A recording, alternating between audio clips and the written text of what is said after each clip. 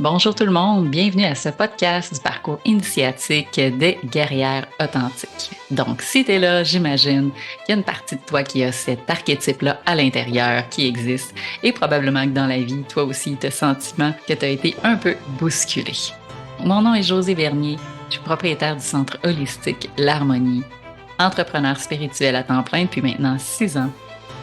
Et ce que j'adore, c'est pouvoir partager ma passion avec les gens qui m'entourent, avec les curieux comme moi de développement personnel, de spiritualité.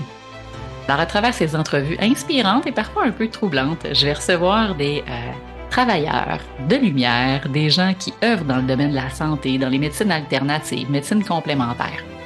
Et ces hommes, ces femmes qui vont venir à notre rencontre, en toute humilité, vont venir nous partager leur expérience de vie, leur bagage, les différents, peut-être nuits noires de l'âme qu'ils ont vécues à travers leur parcours de transformation intérieure. Parce qu'au final, ce qui nous intéresse, c'est pas seulement qu'est-ce qui a fonctionné, mais c'est également à quel moment certaines personnes ont su se relever, mettre un genou à terre et aller trouver les ressources à l'intérieur d'eux-mêmes pour transformer puis transcender des blessures qui étaient là depuis longtemps.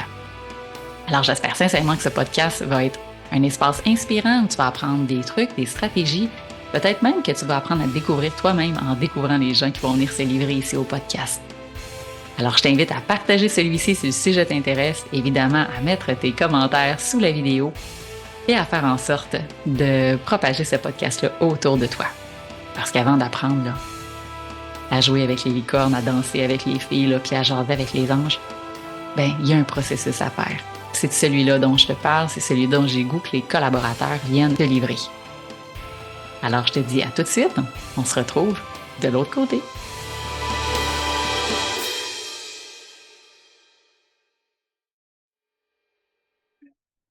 Bonjour pour ce nouveau podcast solo. Donc, Josée Bernier, propriétaire du Centre holistique L'Harmonie. Aujourd'hui, je vous reviens avec un autre thème. Donc, si tu as pu voir déjà le titre de cette première vidéo, aujourd'hui, je viens parler de la dépendance versus l'indépendance et pourquoi moi, je choisis de nommer l'autonomie affective à la place d'utiliser ces deux mots-là.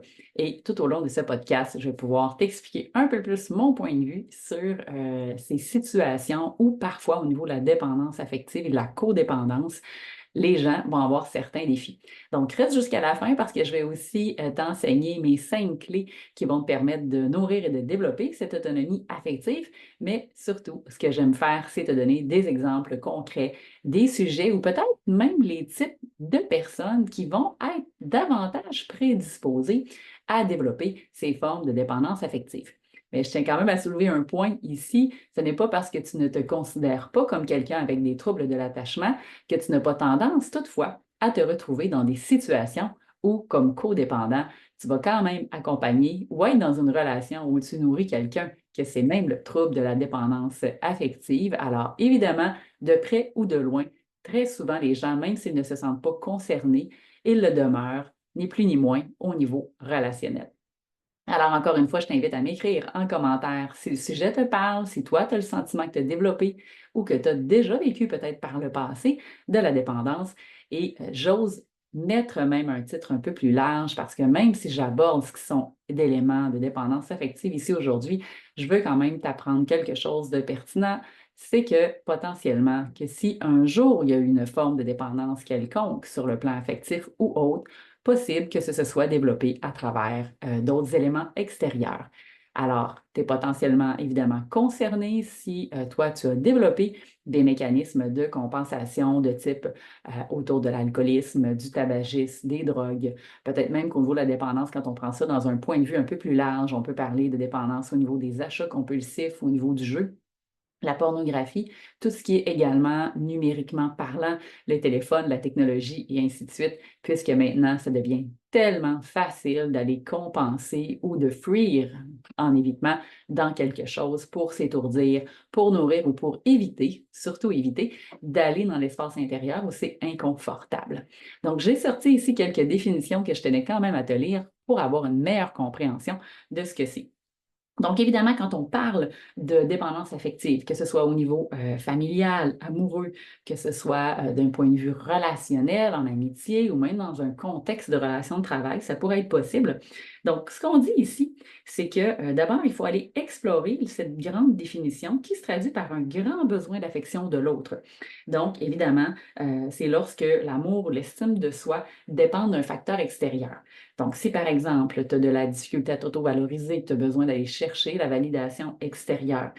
Ça peut être si tu as de la difficulté à avoir confiance ou une bonne estime de toi et que tu as besoin que ce soit l'extérieur, encore une fois, qui vienne t'appuyer ou t'approuver dans ce que tu fais. Donc, on parle d'un trouble psychologique qui est d'origine de l'incapacité de l'individu à vivre sans l'approbation de l'autre ou sans le jugement positif de l'autre. C'est-à-dire que ces troubles-là peuvent engendrer souvent le manque de confiance, comme je disais, dans tous les domaines de vie peut avoir un impact. Ce sont aussi les gens qui ont le plus souvent tendance à s'effacer auprès des autres, donc à perdre de vue leurs besoins. C'est-à-dire qu'au niveau relationnel, ce qu'on pourrait observer, c'est que quelqu'un qui est, je veux dire, dans ce manque d'amour-propre-là, pourrait avoir une grande difficulté à répondre à ses besoins. Donc, dans le désir de plaire ou dans la peur de déplaire, pourrait foncièrement faire en sorte de calquer ses besoins pour répondre d'abord à ceux des autres, plutôt que vraiment écouter sa petite voix intérieure. Ensuite, ce qu'on va dire, c'est que c'est souvent les gens qui vont avoir des comportements d'effacement, qui vont faire référence souvent à une grande peur d'être abandonné, d'être rejeté, et qui vont même parfois conduire l'individu là, à accepter l'inacceptable, surtout au niveau relationnel. On va voir ça au sein du couple. Les gens qui vont se retrouver dans des situations relationnelles toxiques, vous avez peut-être déjà entendu ça, parce que, ou quand il y a une situation hiérarchique, c'est-à-dire que quand il y a une figure d'autorité, dans un contexte familial au sein du clan, donc par exemple avec les parents ou même dans le cadre professionnel avec celui de l'employeur. Donc, j'ai le goût de vous nommer ici là, les facteurs prédisposants, parce qu'il y en a quand même quelques-uns. Évidemment, comme je l'ai dit, la plupart des gens un jour vont souffrir de près ou de loin, ou bien vont, si ce n'est pas eux qui vivent la dépendance, peuvent en quelque sorte se retrouver dans une posture de codépendant.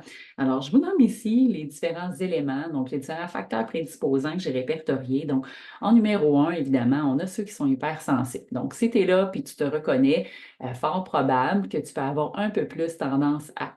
Pourquoi les hypersensibles ou les gens qui sont en pâte, c'est qu'à la fois, ils vont énormément ressentir, évidemment, les gens autour d'eux.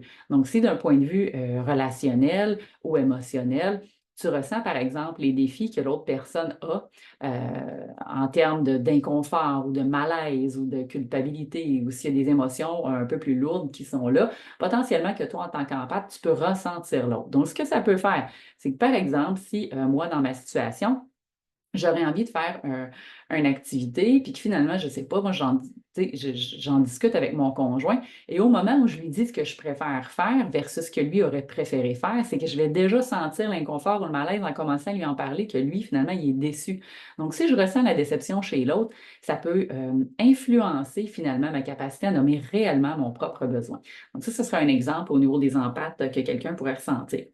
Il y a aussi des gens qui vont avoir des profils plus introvertis ou timides. Vous savez, les gens qui ont déjà la difficulté un petit peu à s'exprimer, qui ont un profil réservé, bien, pour eux, déjà d'aller nommer leurs besoins peut être encore davantage un défi. Donc, possible que si, je ne sais pas, moi, un vendredi soir, ton conjoint lui a le goût de faire une activité, sortir pour des amis, puis là, toi, dans la peur de déplaire, parce que tu sais que ça lui ferait plaisir, finalement, tu acceptes d'y aller, mais que dans ton fort intérieur, ce que tu aurais vraiment eu besoin, c'est finalement te reposer, te coucher plus tôt ce soir-là. Bon, ben, ce serait déjà un exemple où, parce que tu as eu de la difficulté ou un inconfort, ou finalement tu es un peu plus timide de nommer tes choses, que finalement tu acceptes, évidemment, là, c'est à petite échelle, mais si on accumule ça au fil du temps, vous comprendrez que là, il peut y avoir évidemment des conflits qui émergent de tout ça. Manque de confiance, évidemment, les gens qui ont une faible estime d'eux-mêmes ou un manque de confiance, que ce soit dans la capacité à s'exprimer, que ce soit un manque de confiance dans l'affirmation de soi, vont être également des composantes qui peuvent être prédisposant à la dépendance. Les gens qui ont vécu des relations difficiles antérieures. Fait que, je ne sais pas, je reprends un exemple que je vois souvent au sein de ma clientèle. Fait que la dame qui vient me consulter parce qu'elle a des défis justement d'estime d'elle-même. Puis dans les relations antérieures passées, au niveau relationnel en couple, je ne sais pas, moi, elle a vécu peut-être de la violence ou elle a vécu du harcèlement ou de l'abus psychologique, physique ou des manipulations. Fait que c'est sûr que si quelqu'un dans le passé a déjà vécu des expériences antérieures qui n'ont pas été explorées, peut avoir la difficulté à avoir confiance dans sa capacité de nommer et à s'affirmer au niveau du plan relationnel. Fait que ceux qui ont vécu des schémas dynamiques familiales toxiques, je rentre ça là-dedans. Ça peut être, par exemple, en bas âge, la parentification, c'est-à-dire des fois, tu as un enfant qui, dans son rôle, veut prendre davantage de responsabilités dans la situation, par exemple, ou un adulte sur le plan émotionnel ou affectif aurait eu, je ne sais pas moi, des états dépressifs ou des états anxieux. Possible que l'enfant ait perçu dans son senti que le parent n'était pas à même de le soutenir sur le plan émotionnel. Donc, ce qui va arriver, c'est que l'enfant, nécessairement, va se responsabiliser et va prendre le rôle déjà du parent plus tôt dans cette relation-là. Donc, ça va faire que l'enfant, nécessairement, bien, lui, sur le plan affectif, il va davantage prendre plus en charge, donc moins se respecter. Donc, c'est ce que je veux dire par un exemple de dynamique familiale qui serait malsaine. On a aussi tous ceux qui ont vécu, bon, évidemment, des chocs, je l'ai dit tout à l'heure, la maltraitance, ceux qui ont déjà évidemment, certaines prédispositions, c'est-à-dire si au sein de la famille, encore une fois, il y a eu plusieurs éléments qui ont amené à vivre certaines dépendances. Ça pourrait être au niveau transgénérationnel. Bien, je reprends encore cet exemple-là. Donc, celle qui, au niveau relationnel, a vu pendant son enfance sa mère avoir des défis ou avoir des comportements de dépendance affective en amour, bien, inconsciemment, pourrait, au fil du temps, dans ses relations affectives, reproduire ce schéma-là parce que c'est quelque chose qu'elle a été témoin. Donc ça va se faire au-delà de la partie consciente, ça va être comme plus fort qu'elle et fort possible que dans les relations, mais c'est pas à tout coup, mais c'est plus prédisposant à reproduire le même genre de conflit, le même genre de problématique en relation. Donc, évidemment, moi, ce que j'ose croire, c'est que tout, évidemment, les individus potentiels, pas juste à travers ces 4-5 prédispositions-là, sont à risque, selon moi, de éventuellement vivre un jour ou l'autre la dépendance. C'est pourquoi qu'aujourd'hui, j'ai choisi de parler ce thème-là, parce qu'on en parle souvent en même temps. Je trouve qu'on ne donne pas beaucoup de stratégies. Je ne sais pas si vous êtes d'accord avec moi. Et ce que j'ai remarqué, c'est que souvent, c'est un peu la racine problématique. S'il y a une forme de dépendance affective parce qu'il y a un manque d'amour propre, il y a un manque d'amour de soi, bien ça va teinter le reste. Ça veut dire que si ce n'est pas nourri à la source, cet amour-propre, ce qui peut arriver au fil du temps, c'est que ça va se prédisposer, ça va continuer de s'étendre dans d'autres sphères de vie. Et c'est là que certaines personnes vont développer, comme je le disais d'entrée de jeu, plusieurs comportements de dépendance, donc de compensation. Moi, c'est comme ça que j'appelle ça. Donc, d'aller compenser à travers d'autres substances pour remplir une forme de vide. Et je ne l'ai pas nommé tout à l'heure au niveau de la dépendance, mais il y a des éléments au niveau alimentaire, il y a des comportements au niveau alimentaire qui sont également des comportements inconscients de compensation. Ceux qui ont des cravings, par exemple, qui ont des rages de sucre, des rages de il ne faut pas manger les chips. Bref, tous les éléments peuvent être prédisposants là, sous forme alimentaire également. Donc, c'est un sujet fort intéressant qui, selon moi, inclut et touche tout le monde d'un point de vue relationnel, à différents degrés, j'ose dire, parce que de mon point de vue, je l'ai vécu de part et je l'ai vécu de d'autres. C'est-à-dire que dans une autre situation, je me suis retrouvée dans de la codépendance dans mes relations passées et dans d'autres situations, j'ai observé que c'était plus moi qui avais un comportement de dépendance. Mais je vais revenir sur le fameux thème de l'indifférence. Vous avez quand même vu ça dans le titre versus l'indépendance. Je trouve que c'est important de venir nuancer les deux. Puis c'est pour ça que je veux aborder ce point-là également. Parce que quand j'accompagne les gens qui ont des schémas relationnels, des défis de codépendance, il y a toujours un élément que je fais juste ramener un peu comme un angle mort, parce que les gens ne sont pas toujours conscients, parce que j'ai souvent entendu les gens qui viennent me voir, ah, moi, je ne comprends pas, tu sais, clairement, mon conjoint ou ma conjointe a un trouble de dépendance affective. Tu sais, moi, je suis vraiment quelqu'un d'indépendant. Fait que ça me fait toujours sourire, parce que c'est comme si je suis pas si je ne suis pas quelqu'un de dépendant, je me mets dans la catégorie de l'indépendance. Mais moi, j'aime mieux parler d'autonomie affective à la place et je vais vous expliquer pourquoi. Parce que pour moi, il y a une notion d'équilibre. C'est pas je suis pas ça, puis si je suis ça, versus je suis pas ça, je suis ça, je rentre en dualité. Alors, ce qu'on souhaite, c'est d'aller trouver une forme d'équilibre. Et ce qui me fait sourire aussi, c'est que, et moi-même, je me reconnais là-dedans, mais j'ai observé certains individus aussi que j'ai accompagnés, c'est qu'on mélange très souvent l'indépendance versus l'indifférence, puis je vais vous lire la nuance tout à l'heure. Donc, pour vous donner un exemple type, parce que pour moi, l'indifférence, c'est très différent de l'indépendance. Donc, si par exemple, je te donne des scénarios qui peuvent t'accompagner à voir, est-ce que moi je me reconnais dans un, est-ce que moi je me reconnais dans l'autre? Puis là, déjà, ça pourrait te parler ou pas. Donc, au niveau de ces schémas-là, premier élément, si toi, et là, si c'est pas toi, pense à celui avec qui tu vis présentement ou celle avec qui tu vis, ça va te guider, ont tendance à jouer un rôle de sauveur. Bon, mettons que toi, tu t'observes, là, toi ou ton conjoint, puis tu te rends compte qu'il est très prompt à vouloir aider l'autre, là. Tu sais, le sauveur, c'est celui qui veut aider sans même qu'on ait demandé de l'aide. Fait que ça, c'est un premier élément, un premier critère. Si tu observes chez toi ou encore une fois chez l'autre, la difficulté à prendre des décisions, à faire des choix ou avoir besoin de validation, souvent sont également des critères au niveau des schémas que tu peux observer. Si, par exemple, tu as tendance, toi ou l'autre, d'avoir un grand manque d'affection, un manque de reconnaissance, si tu as besoin là, d'être valorisé, si tu as besoin de contact physique, si tu as besoin de sentir la présence de l'autre, si la solitude pour toi, c'est quelque chose d'inconfortable, ou tu n'es pas bien toute seule, ou tu cherches vraiment très souvent, toi ou l'autre, à être accompagné, à être entouré. Besoin de motivation extérieure, un grand besoin d'encouragement, je l'ai nommé. Si tu as l'impression que toi ou l'autre, par exemple, a des tendances à être insatisfait, si tu as le sentiment qu'il y a toujours une espèce d'insatisfaction ou une exigence qui n'arrive pas à être rencontrée. Donc, ça peut parler de toi, mais ça peut parler de ton partenaire ou de ta partenaire aussi. Et encore une fois, s'il y a des comportements de jalousie, vous pourrez aller voir mon podcast, j'en ai longuement parlé dans le précédent, donc où je parle de la jalousie, si c'est finalement un poison ou un cadeau mal emballé, allez écouter ça. Si tu as des tendances à te comparer, à te juger, à être dans la performance et en compétition avec l'autre, ou si tu sens ça au sein de ta relation. Et là, évidemment, je parle au niveau du couple, mais rappelez-vous que c'est comme ça en amitié, rappelez-vous que c'est comme ça au sein de la famille, rappelez-vous que c'est comme ça d'un point de vue relationnel avec les gens même que vous travaillez. Donc, vous avez juste à reprendre ces éléments-là, ces critères-là et voir, OK, moi, est-ce que je me reconnais là-dedans? Est-ce que la personne avec qui je vis est comme ça? Fait que faites ça pour chacun des points. Au besoin, vous reculerez, vous pourrez y revenir. Ça va déjà vous donner un critère. Fait que si déjà vous avez répondu oui à l'une ou l'autre de ces questions-là, c'est qu'il y a des éléments de dépendance ou de codépendance au sein de votre relation ou chez vous. Donc, c'est tous des exemples qui, pour moi, permettent de mieux définir c'est quoi les différents besoins autour de ça. Maintenant, si on parle de tendance à la victimisation versus au bourreau versus au sauveur dans les challenges relationnels, c'est possible qu'il y ait des éléments de dépendance. Mais ça, j'y reviendrai un peu plus loin dans un autre podcast. Sinon, vous pouvez aller écouter mon blog où je parle du triangle de Kaplan sur le site web. Il y a déjà plein d'informations que je donne à ce sujet-là, très intéressant, avec des exemples concrets qui vont vous permettre de mieux comprendre cette dynamique-là. Fait que l'indépendance, en fait, c'est quoi? C'est un mot qui peut sembler flatteur pour moi, mais encore une fois que je trouve qu'il sonne faux. Alors, voici un peu la définition que j'en ai trouvée et pourquoi. Fait que c'est souvent le contraire de la dépendance. Donc, c'est l'état de quelqu'un qui n'est pas attributaire à une personne sur le plan matériel, moral, intellectuel. Fait que c'est le caractère de quelqu'un qui se sent pas lié, qui n'est pas soumis aux autres, qui juge et décide en toute impartialité sans être influencé. Donc, c'est ça l'indépendance.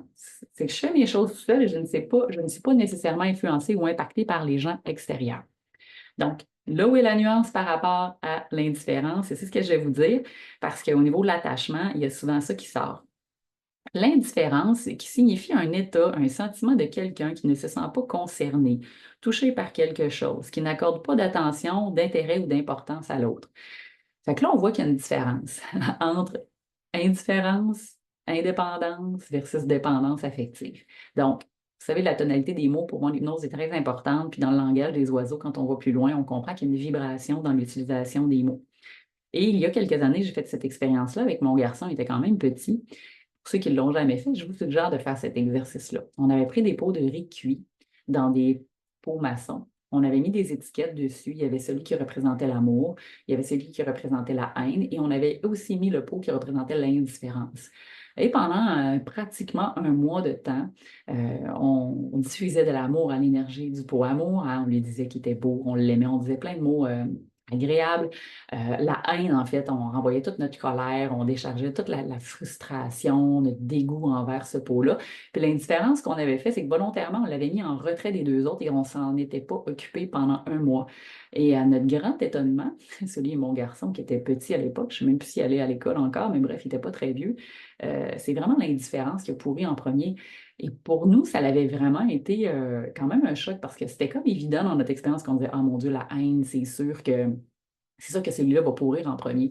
Mais ce que ça nous renvoie, cette expérience-là, c'est que c'est encore plus souffrant de percevoir, d'être ignoré dans l'indifférence que de recevoir la haine. Donc, tant qu'à ne pas recevoir d'amour et être dans l'indifférence, je préfère recevoir la haine. En fait, c'est un peu comme ça. Évidemment, après ça, la haine avait pourri, puis l'amour est toujours resté beau pendant qu'on a fait toute l'expérience.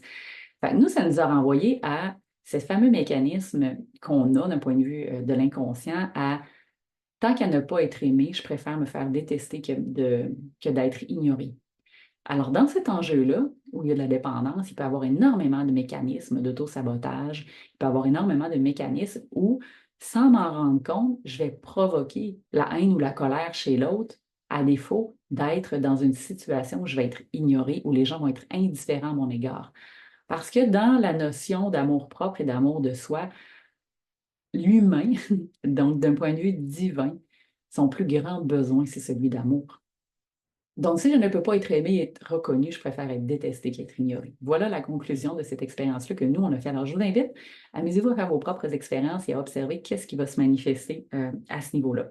Donc, faites attention à, bon, ben moi, non, je ne vis pas de la dépendance, je suis plutôt indépendant. Des fois, on dit ça pour se faire croire, mais on est dans le déni. Mais on vit dans une situation de dépendance et de codépendance, mais en se disant indépendant, on joue l'indifférence. Alors, soyez prudents au niveau relationnel parce que c'est extrêmement blessant, même si on s'imagine que c'est ce qui est préférable à faire, c'est souvent ce qui est pire. Donc, c'est pour ça que je vous partage notre belle expérience. Donc, évidemment, ça a été une surprise d'explorer tout ça pour nous. Euh, En même temps, j'aime utiliser la dépendance affective à ce point de vue-là parce que selon moi, c'est le plus grand objectif d'incarnation sur Terre, apprendre à devenir autonome sur le plan émotionnel et affectif. Donc, apprendre à développer l'amour de soi. Pour moi, c'est la plus grande clé.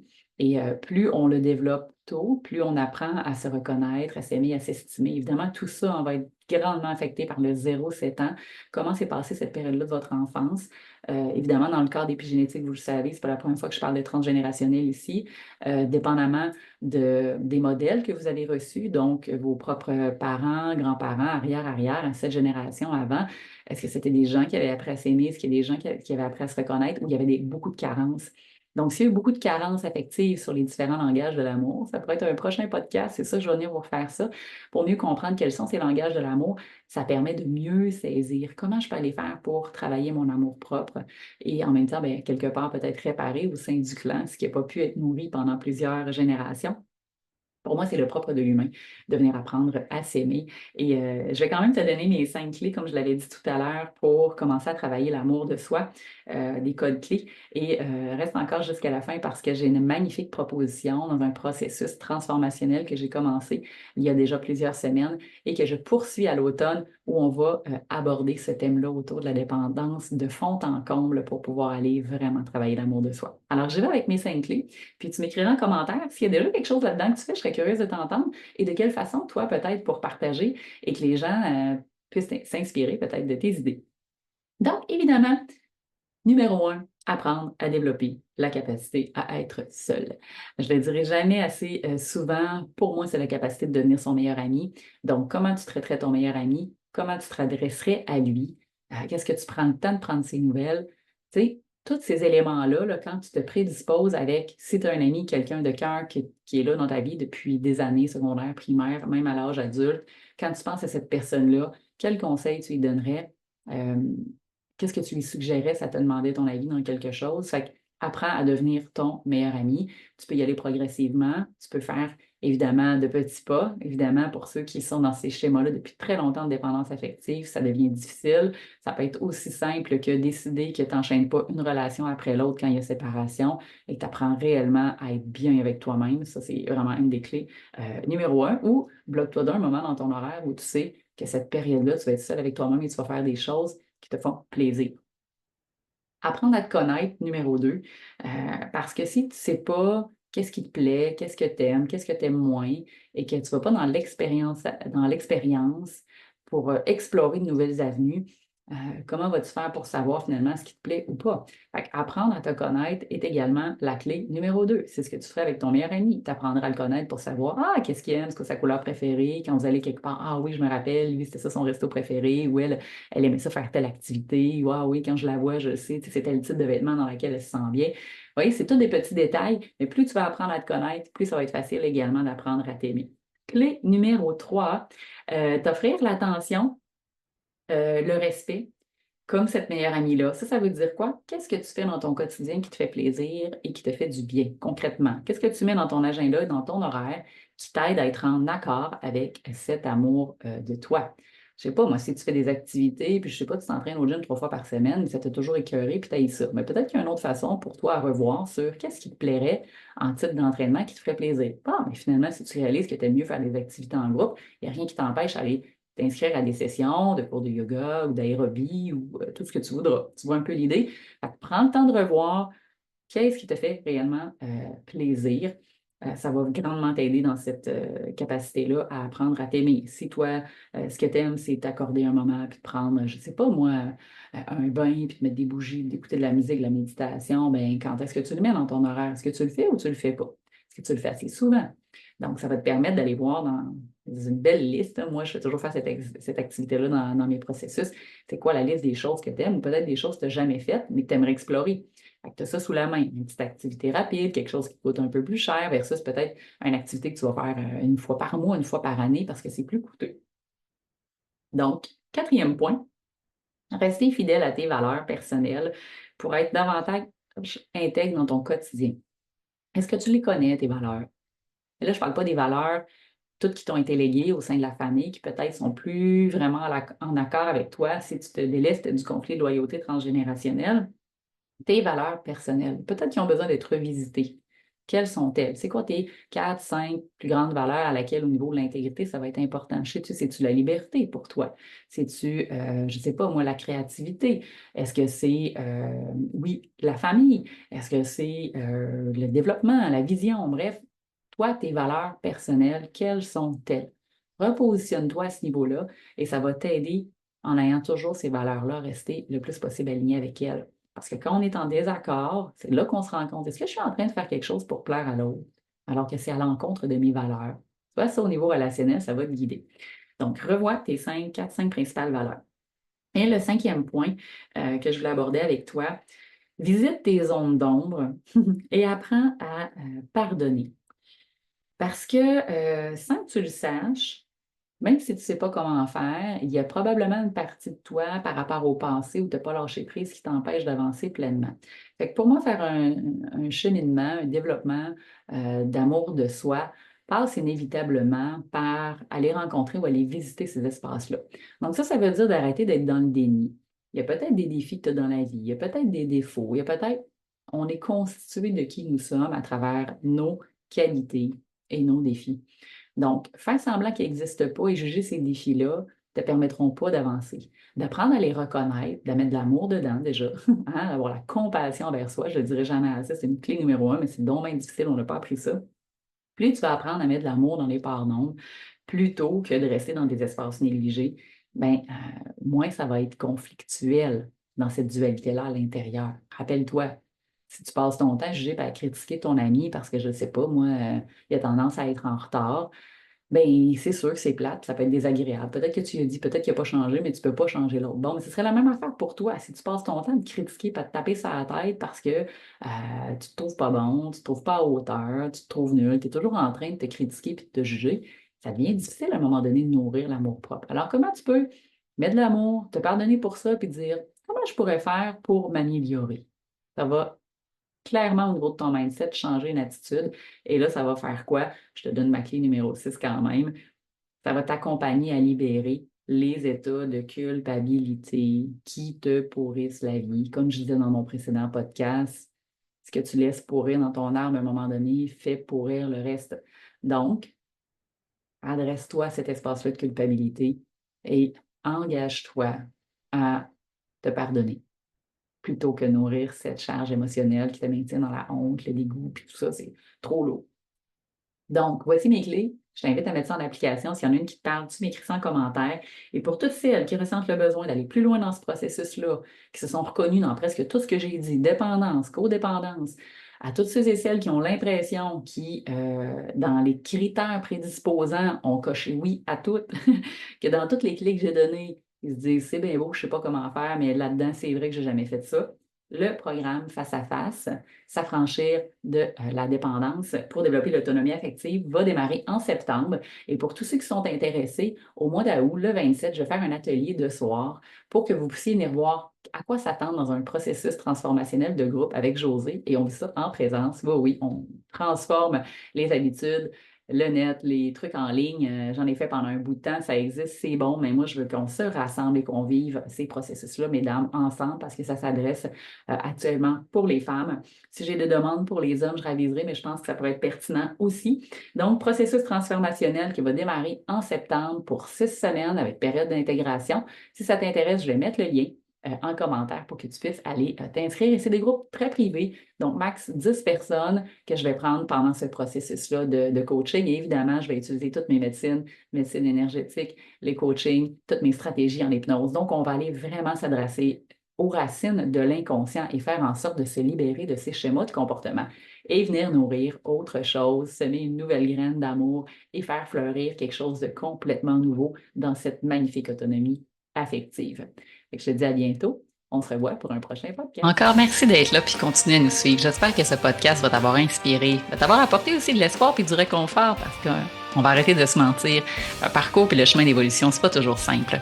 Donc, si toi-même tu es dans cette quête-là d'éveil spirituel puis que tu fais du travail sur toi présentement et que tu aimerais connecter et peut-être même contacter directement un de mes invités pour en savoir plus sur ces différentes approches de soins, sur ces services, alors je vais t'inviter à prendre les liens en commentaire et pouvoir contacter directement la personne. Tu aimerais peut-être aborder un thème, il y a un sujet qui te passionne, il y a quelque chose que tu aimerais toi-même peut-être partager dans ton histoire de vie, dans le domaine de la santé ou du développement personnel et spirituel, alors je t'invite à m'écrire info@harmoniestoi.ca, ça va me faire plaisir de te rencontrer. Alors j'ai hâte de lire tes commentaires et continue de partager ce podcast, je suis sûre que ça va pouvoir inspirer plein d'autres personnes, tout comme toi, à prendre soin de sa santé.